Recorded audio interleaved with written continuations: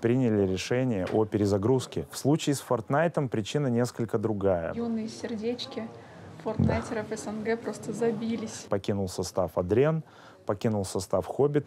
Опять же, почему выход на Европу? Идеальное стечение обстоятельств. Кто такой Блейд?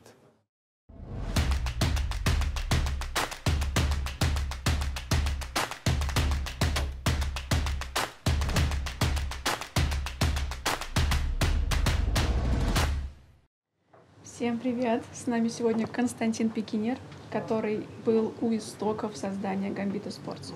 Привет. Мой первый вопрос будет касательно дота-состава. В прошлом году была перезагрузка, были трансферы. Расскажи, пожалуйста, подробнее, что было за этим решением. Для нашей организации всегда во главе стоит результат. И мы ориентируемся в первую очередь не только на СНГ-сцену, но и на то, как представляет тот или иной состав команду на мировой арене. К сожалению, в период существования Dota 2 состава с июня 2017 по июнь 2018 года команда не продемонстрировала тех результатов, которые мы хотели бы видеть от нее. И самое для нас, наверное, было неудовлетворительное, что они не смогли отобраться ни на один LAN-турнир, который проходил за границей. В связи с чем после неудовлетворительного выступления на квалификациях к International мы полностью распустили состав и приняли решение о перезагрузке. Около 2 месяцев, июль и август, мы проводили исследования рынка, смотрели, какие же могут быть варианты у нас по формированию новой команды. И уже в сентябре перешли к активным переговорам. Все знают, что основные решафлы всегда после интернешнла происходят. И на тот момент наш взор пал на стак ферзей. Мы общались с ребятами очень долго, и из всех тех вариантов, которые были, скажу откровенно, были более потенциальные, может быть, изначально на бумаге составы, но по всем параметрам они нам подходили больше всего, и ближе всего был именно этот состав нам. Через некоторое время пришлось произвести дополнительные изменения. У нас было 2 трансфера, один из Испады, другой из Team Spirit. Решение это было вполне взвешенным. Более того, игроки основного состава, Ванскор и Кингер, примерно понимали о том, что такой вариант событий возможен, так как им был заранее поставлен испытательный срок. И мы видели свои слабые места, особенно после выступления на мажоре в Малайзии. Они особо обострились. Но я думаю, результаты говорят сами за себя. Ребята сейчас объективно входят в 10 лучших команд мира. Они уже трижды серебряные призеры международных соревнований, ну а чемпионат в Катовице я бы смело назвал чемпионатом мира. Да, там не было некоторых сильных команд, но в общем и целом достаточно сильный был состав представлен на этом турнире. И ребята абсолютно заслуженно заняли 2-е место на этом крупном турнире. Я согласна с тобой. Ты ездил с парнями в Киев на минор. Расскажи, как тебе динамика внутри команды? Ты наблюдал это все со стороны? Да, к сожалению, мы были там не в полном составе, но в общем и целом я с ребятами был на некоторых тренировках на буткемпе. Мы достаточно много общались. Что мне нравится больше всего в этом составе, это их позиция, наверное, их отношение к результатам. Заняв 2-е место с заменой, все равно у команды остался осадок от того, что мы не одержали победу. Для меня, наверное, это очень важный такой критерий оценки. Не считаешь ли ты, что ребята слишком серьезно себя корят за 2-е места? Если брать глобально, то у каждого этого 2-го места есть, наверное, объективная причина поражения. Первый раз они заняли 2-е место, но это было вполне заслуженно. Составу было на тот момент чуть больше 2 недель. Поэтому это был такой первый блин комом, но очень удачный блин, на мой взгляд. Потому что тот именно минор бухарестский, наверное, самый сильный был минор в плане состава участников. То, что мы заняли 2-е место в Катовице, это, наверное, наиболее успешное 2-е место, потому что по ходу турнира они выбили и Фнатик, и Миньески. Не помню точно, с кем они играли в групповой стадии. По-моему, у нас были форварды. И вот сейчас всех не припомню. То есть достаточно много сильных команд. И единственное, кому они не смогли противостоять, это были секреты.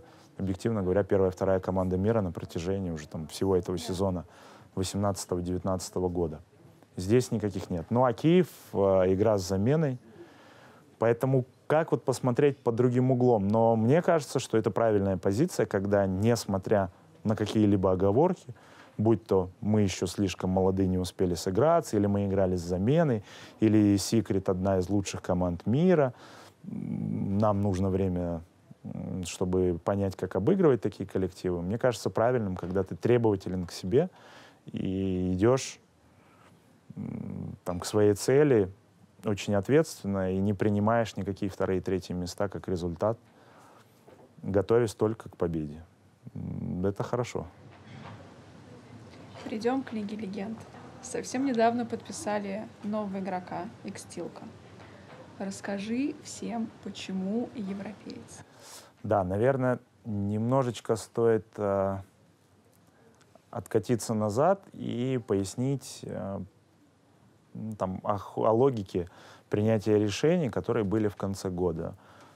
Первый момент после выступления на чемпионате мира поняли, что мировая Лига легенд сильно шагнула вперед, и наш регион достаточно серьезно отстает по многим позициям в плане более детальной подготовки к противнику, к игре противника, более детальной подготовки самих игроков и командной игры. С чем это связано? С тем, что во многих регионах есть по два состава, либо существуют активные замены. Во многих сильных регионах достаточно сильный функционирует тренерский штаб. И мы понимали то, что нам пора переформатироваться и переходить на более высокий уровень. Да, это более сложный формат подготовки и взаимодействия, потому что одно дело, когда у тебя тренер и 5 игроков, другой момент, когда все усложняется, и стартовый состав уже состоит не из 5 игроков, там, а 6, 7, и замена не является номинальной, а она действительно активная, и она принимает такое же активное участие, как и другие игроки в развитии команды. Если говорить об Икстилке, то, поиграв несколько трайаутов с мидерами СНГ, мы поняли, и в то же время попробовав некоторых ребят из Европы, мы поняли, что для нас наиболее благоприятным будет вариант мидера европейского, но при этом русскоговорящего, потому что комфорт во время коммуникации, он крайне важен, и мы решили, что нет, мы не готовы уходить в англоязычную коммуникацию, хотим оставить все как есть, но при этом посмотреть с механической точки зрения более высококлассного игрока. Он сам выходец из Украины, но при этом долгое время играл в европейском дивизионе, последнее время он играл в испанской лиге. Для нас это был такой идеальный вариант, идеальное стечение обстоятельств. Далее, после Икстилка, мы уже стали усложнять наш штаб и взяли ассистента тренера, это Саджестер. Сейчас, в связи с этими изменениями, нам, в частности, именно по этой причине, достаточно сложно встать на рельсы, потому что если раньше, скажем так, период перехода или период восстановления после долгих каникул, он занимал там месяц, полтора, и мы приходили достаточно быстро в чувство, то сейчас более сложную структуру гораздо труднее, скажем так, заставить правильно функционировать. Но мы видим результаты. Да? Скажем так, было второе место на LCL Open Cup. Для нас этот результат является неудовлетворительным при учете тех целей, которые мы перед собой ставим. Потому что Gambit LOL за последние 2 года из 4 кубков СНГ выиграл все 4. Это первый был кубок СНГ за долгий период, когда мы заняли серебро. Да, возможно, для многих это хороший результат, но для нас это своего рода осечка и повод задуматься. Мы видим сложности, повторюсь, опять-таки, мы пытаемся создать сложно функционирующий механизм, который, на наш взгляд, даст свои плоды в долгосрочной перспективе. Сейчас мы отошли от краткосрочных планов и пытаемся играть в долгую. Подписали еще одного европейца, но уже в другой дисциплине, Fortnite. Опять же, почему выход на Европу? В случае с Fortnite причина несколько другая. Более развитый рынок — это Европа и в большей степени и Америка. Поэтому искать хорошие кадры на территории СНГ сложно. В связи с этим мы обратили внимание свое на британский рынок. И вот наши двухмесячные переговоры увенчались успехом. В итоге мы смогли анонсировать этого игрока, на наш взгляд, очень талантливого. При этом мы не оставляем свои поиски по СНГ рынку, продолжаем смотреть молодых талантливых игроков и в скором будущем, я думаю, кого-то анонсируем, потому что в наших планах это минимально 2, а желательно 3 пары полноценные Fortnite. Сейчас, мне кажется, юные сердечки фортнайтеров СНГ просто забились. Почему бы и нет? Будет, как все знают, чемпионат мира Fortnite World Cup, если я не ошибаюсь, в июне, по-моему, в Нью-Йорке, с высоким призовым фондом. Будет целая серия отборочных туров. Поэтому наша задача к началу апреля выйти с 2, а может быть с 3 парами полноценными к отборочным. Ну и пройти, квалифицироваться на главный турнир 2019 года. Ну вот Кертис будет играть в паре с Патриком, да. Что насчет Яна? По поводу Яна, здесь мы будем однозначно ориентироваться на СНГ игроков. Яну, во-первых, Яну более комфортно, когда он общается с тиммейтами на русском языке. Несмотря на то, что он живет в Германии, Ян белорус, говорящий в большей степени все-таки на русском языке. Мы пробовали комбинировать, допустим, Яна с англоговорящими, но не получилось. В принципе, в том числе поэтому именно с Доментосом из Team Secret он долгое время выступал, потому что Доментосу тоже комфортно говорить на русском языке.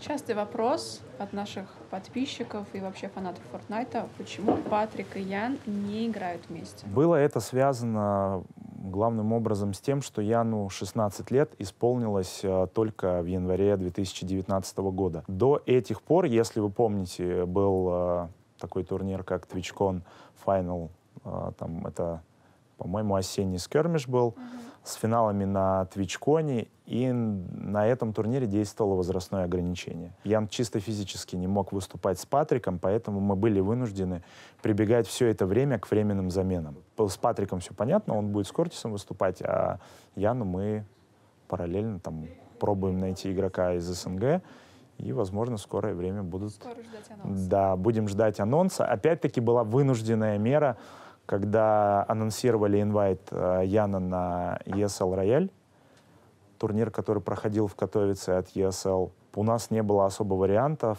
потому что там дали инвайт именно паре Доментос и Ян. Поэтому они выступали. Но надеюсь, что сейчас все, уже больше у нас не останется таких, скажем так, вынужденных каких-то выступлений. Мы уже завершим процесс, полноценный процесс формирования двоек. И ребята, будучи укомплектованными, примут участие в апрельских уже там майских квалификациях. Сейчас мы перейдем к самой животрепещущей теме CSGO. Минус Бондик и минус Блейд.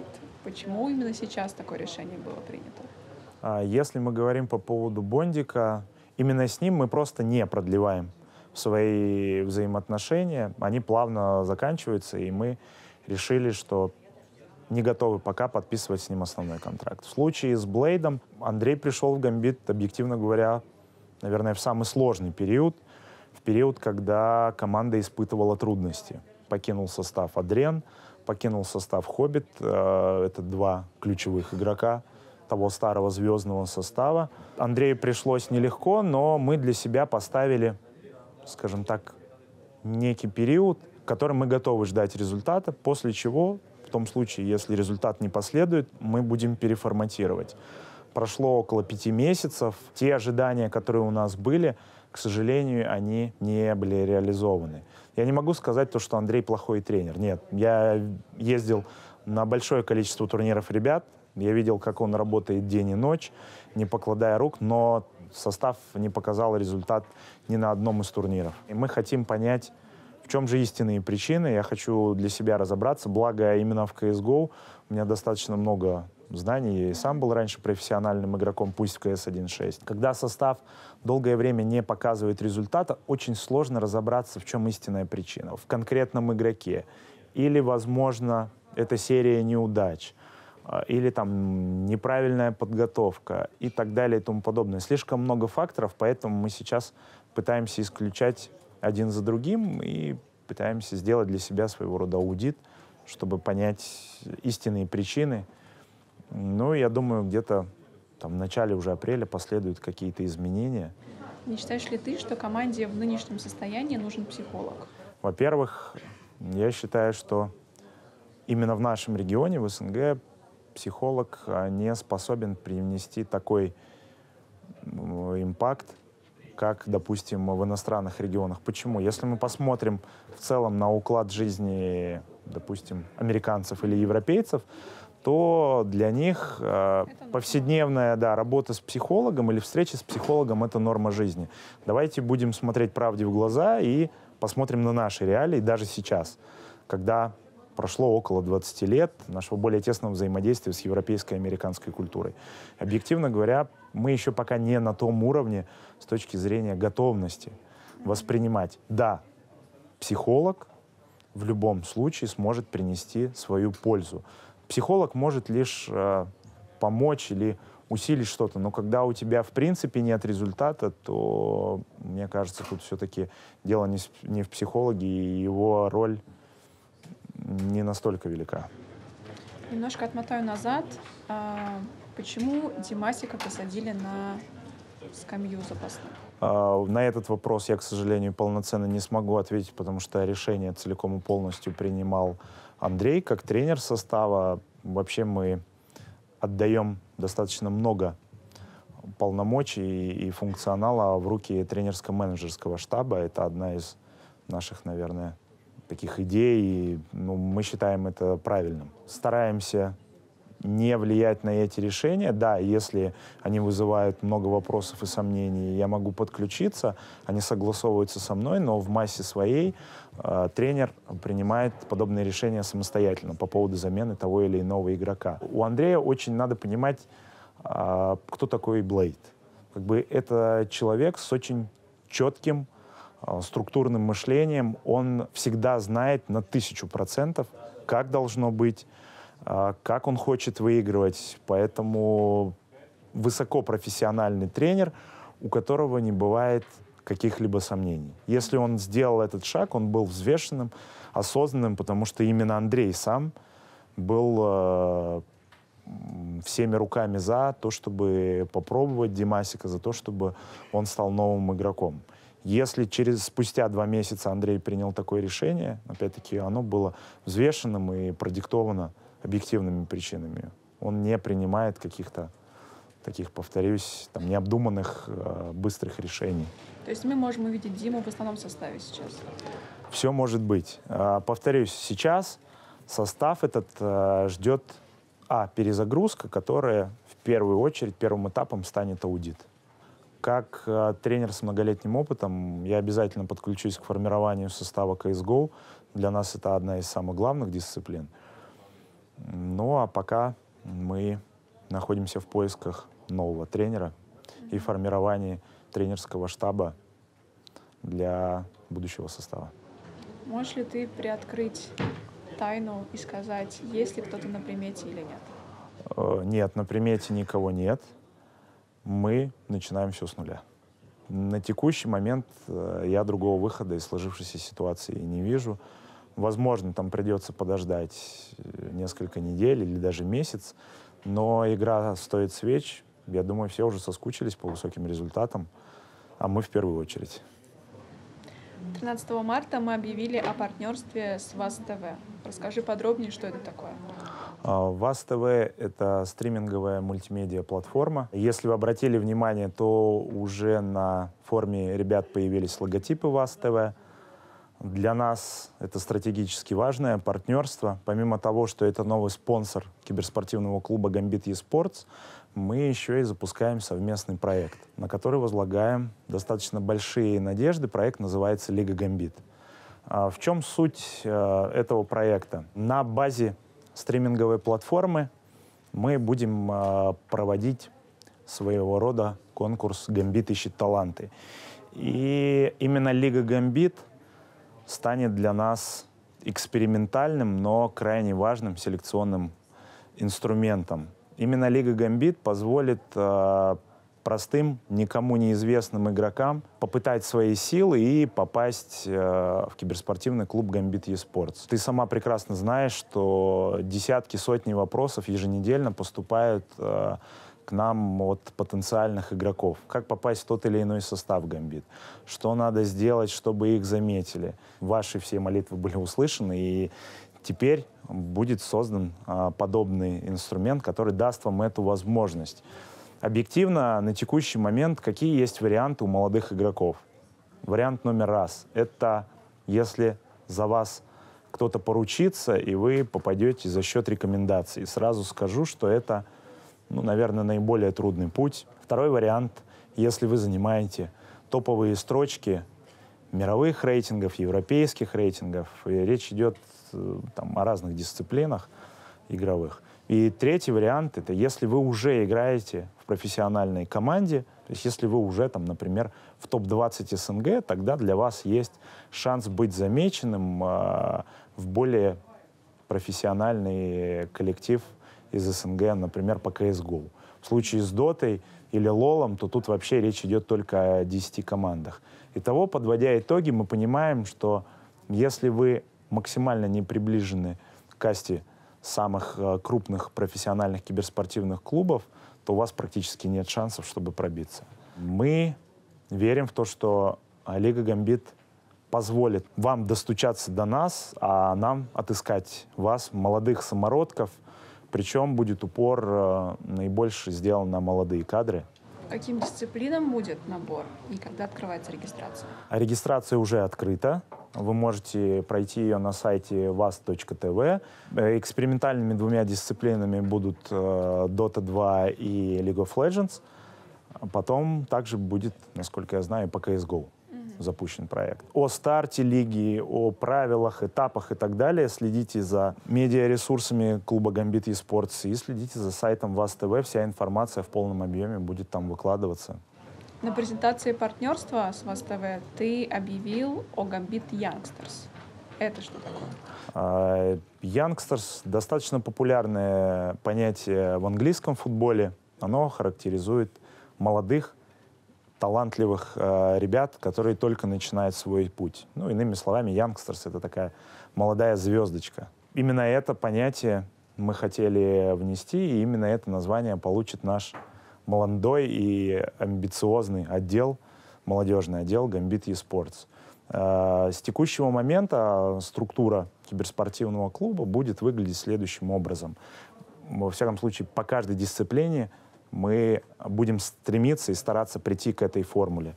Во главе идет первый состав Gambit eSports. Далее следует Gambit Youngsters, это, скажем так, молодежный состав. Первым анонсом будет анонс состава Gambit Youngsters по дисциплине CSGO. И тут я уже могу приоткрыть завесу, сказать, что состав практически сформирован. Было много всяких слухов, публикаций на эту тему. Мы очень долго отбирали этих ребят. Они были даже у нас на буткемпе. Были у нас смотрины игроков, в том числе на буткемпе. С ребятами со всеми мы познакомились лично. С ними подписаны контракты. И буквально в ближайшее время мы уже сделаем полноценный анонс. Но вот это будет такая первая, наверное, наша ласточка, первая команда из дивизиона Gambit Youngsters. А далее последует уже открытие молодежных подразделений по другим дисциплинам. И финалисты Лиги Gambit, на которых мы обратим внимание, как раз-таки имеют возможность получить место в составе Gambit Youngsters. В массе своей мы не хотим делать четкое деление, чтобы ребята, скажем так, участвовали в турнирах, которые намного ниже уровнем. Нет, они будут хорошим средним уровнем, который сразу же следует после первого состава. Возможно, даже они смогут участие принимать в тир-2 турнирах. Для нас это будет, скажем так, большим результатом и прорывом, если у нас получится это реализовать. Поэтому именно в Youngsters будут попадать те самые талантливые игроки из лиги. Как вы будете определять, когда выступает молодая гвардия, а когда основной состав? Ну, на первом этапе, я думаю, что Youngsters и первый состав пересекаться никак не будет. Все-таки есть определенный разрыв в уровне игры. Ну, а далее, если правила соревнований будут позволять, то мы будем участвовать двумя составами. Да, это хороший опыт для молодых игроков, ну и для нас больше шансов зайти в призовую тройку, скажем так. Что ж, спасибо тебе огромное за это интервью. Я надеюсь, что вам стало намного все понятнее. Оставайтесь такими же активными в наших социальных сетях. Ставьте лайки. Да, спасибо нашим слушателям и болельщикам.